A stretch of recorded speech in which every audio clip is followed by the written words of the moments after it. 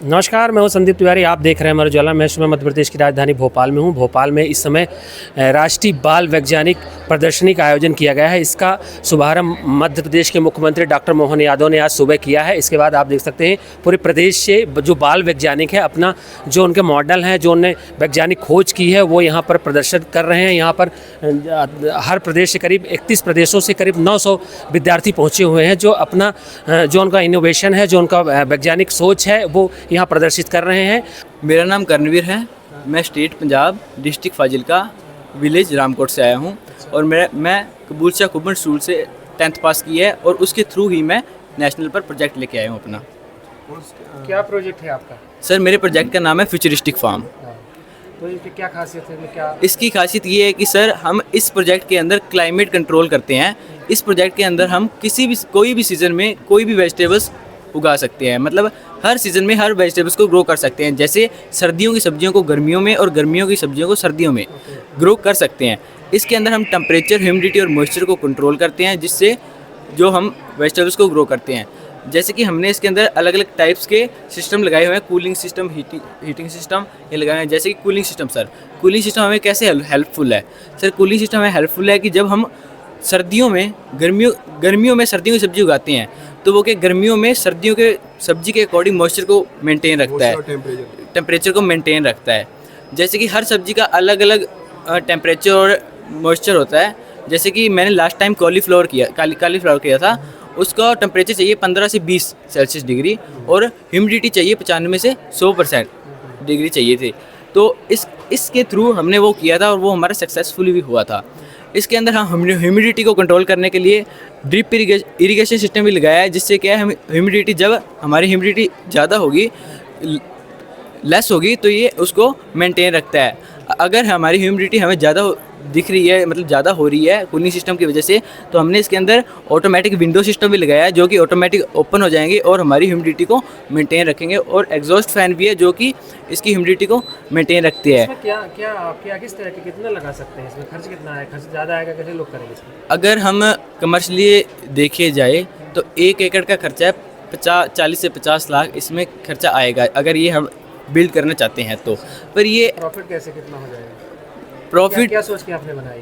Sir, हमने ये सोच के बनाया कि हम लोगों को हर सीज़न में फ्रेश वेजिटेबल्स को प्रोवाइड कर सकें सर, क्योंकि हम सर्दियों की सब्जियों को गर्मियों में वो भी फ्रेश प्रोवाइड कराएंगे तो उनकी कीमत भी थोड़ी ज़्यादा ही होगी, प्रॉफिट भी हमें होगा। और इसकी वजह से सर हम ये भी देख सकते हैं कि इन्वेस्टमेंट हम एक बार कर रहे हैं। ये भी नहीं है कि हमें हर साल करना पड़ेगा, ये लाइफ टाइम है सर। वो तो अपने पे डिपेंडेंट है, स्ट्रेंथ कितने लगा रहे हैं, हम कितना इन्वेस्टमेंट कर रहे हैं। अभी भी तो लोग दूसरे सीजन में सब्जियां पैदा कर रहे हैं, तो वो कैसे पैदा कर रहे हैं? उनका क्या है? कैसे सर? आपने नया इसमें क्या किया? नया ये किया है कि सर हमें हर सीज़न में हर वेजिटेबल्स को ग्रो कर रहे हैं। इसमें वो कोल्ड स्टोर की वेजिटेबल्स को बेच रहे हैं, 6 महीने रख कर उसको बेचते हैं।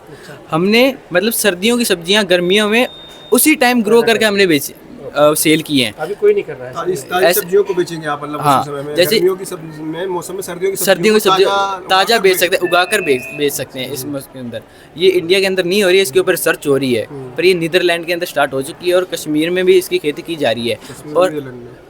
और हमारे पंजाब में जो हमारे बकायदा मुख्यमंत्री थे, उनके बेटे सुखबीर सिंह बादल, वो भी इसके ऊपर अपने खेतों में, गांव में इसके ऊपर रिसर्चिंग शुरू कर दी है और वो कह रहे हैं जल्दी जल्दी हम इसको आगे लाएंगे। तो सीएम साहब आपसे बात कर रहे थे, क्या पूछ रहे थे, क्या बताया आपने? सीएम सर ने हमारे साथ यही बात की थी कि आपने इसके अंदर क्या नया किया है। तो नया हमने यही किया है कि जो कोल्ड स्टोर की वेजिटेबल्स और फ्रूट लोग खा रहे हैं उसको ना खाएं, हर सीज़न में फ्रेश फ्रूट्स और फ्रेश वेजिटेबल मिल सकें।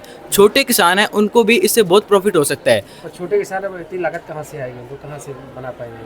50 लाख लागत हमें सरकार सब्सिडी भी दे रही है और साइंस ऑर्गेनाइजेशन इसको बनाने में हमारी हेल्प भी कर रही है।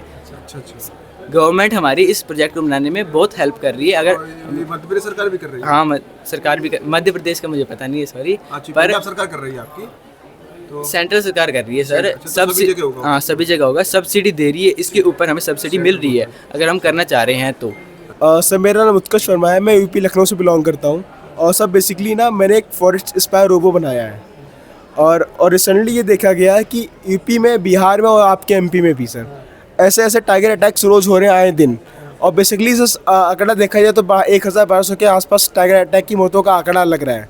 तो सर देखा गया है कि मैंने एक जो रोबोट बनाया है, ये इससे भी मौत भी नहीं होगी टाइगर्स की और ना इंसानों की, इसमें किसी की मतलब जनहानि नहीं होगी।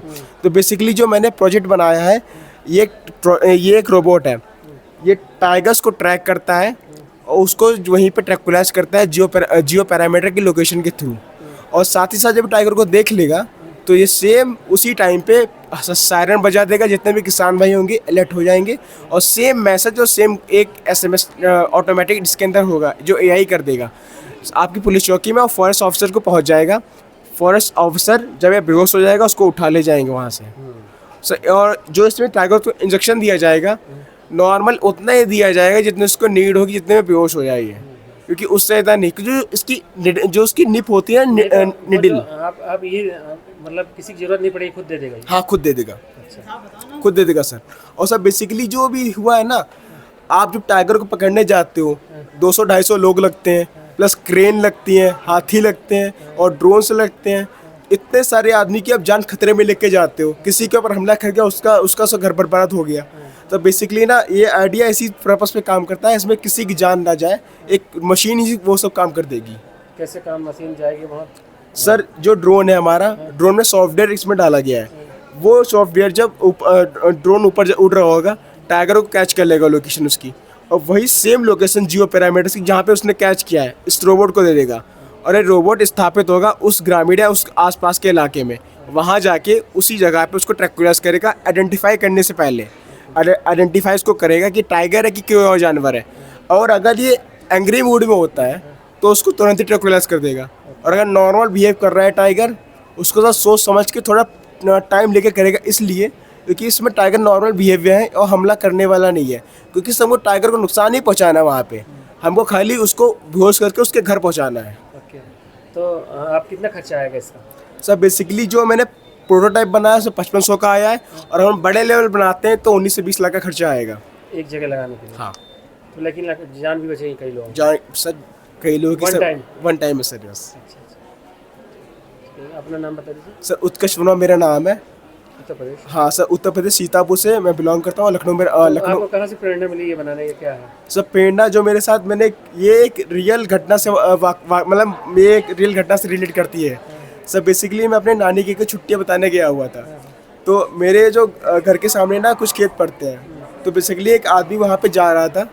तो ऐसे मान लीजिए अपने सुबह सुबह की बात है 10 बजे की, अचानक से हम लोग धूप मतलब जाड़ों का ही मौसम था, नवंबर इसी टाइम का सेम टाइम का मैसेज था ये। तो वहाँ पे हम लोग देख रहे थे कि वो तो आराम से जा रहे हैं, हम लोग धूप में बैठे छत पे, अचानक से बाघ आया, उसको तोड़ के चला गया। और सर उसकी जब लोग देख रहे हैं ना, उसका खाली धड़ बचा था, पूरी बॉडी ले गया था। उसी 1 महीने के बाद वो जो पॉइंट मिला मेरे को, वहाँ से आइडिया क्लिक हुआ है माइंड में।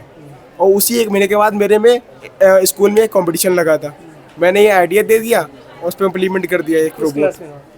सर मैं समय प्रेजेंट टाइम 12th क्लास में पास आउट हो चुका हूँ, मेरा 25 साल का है। और सर मैं बीटेक कर रहा हूँ लवली प्रोफेशनल यूनिवर्सिटी पंजाब से। ये प्रोजेक्ट का नेम है ट्रॉली में रोबोट ट्रॉली।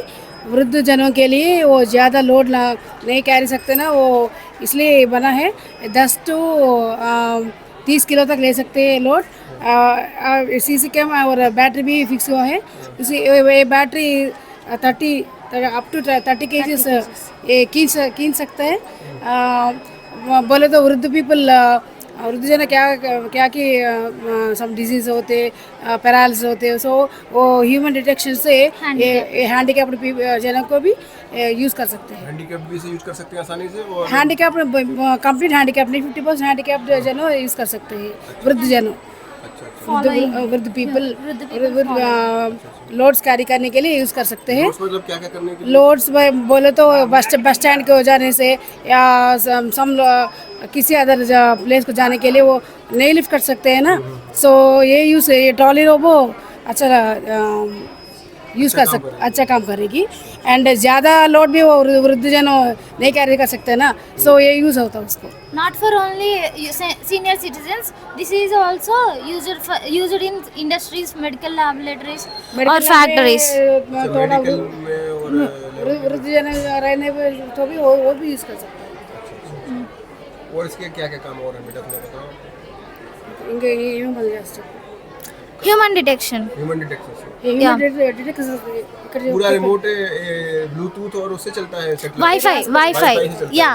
है। I used that Raspberry Pi. Raspberry Pi. Wi-Fi Raspberry Pi acts as a brain of the robot अच्छा अच्छा and central controller of this robot. And Wi-Fi also include that that only अच्छा मानव दिमाग से दिमाग जैसे work करता है Raspberry Pi. That is किस क्लास में आप पढ़ते हैं, क्या 10वीं कक्षा 10वीं अच्छा कैसे मैं बनाया ये आपका प्रोजेक्ट, क्या है? ओन सोच है आप उसकी अच्छा, या माय ओन कहाँ से आइडिया. कहाँ से अपना नाम बता दीजिए भाई। मेरा नाम सुदीक्षा अच्छा, and मैं Sudiksha from AP from AP NTR district NTR district AP model school Gampalagudem Andhra Pradesh. 7वीं कक्षा से स्लो थोड़ा प्रोजेक्ट्स कर रही है. अभी 10th क्लास आई तो ये बड़ा प्रोजेक्ट, इसके दिमाग से ये बड़ा प्रोजेक्ट है और भी कुछ बनने की उत्सुकता है दिखा रहे हमको स्कूल में. अगर आप ये वीडियो YouTube पर देख रहे हैं तो हमारे चैनल को सब्सक्राइब कर बेल आइकन दबाएं और Facebook पर देख रहे हैं तो हमारे पेज को लाइक करें.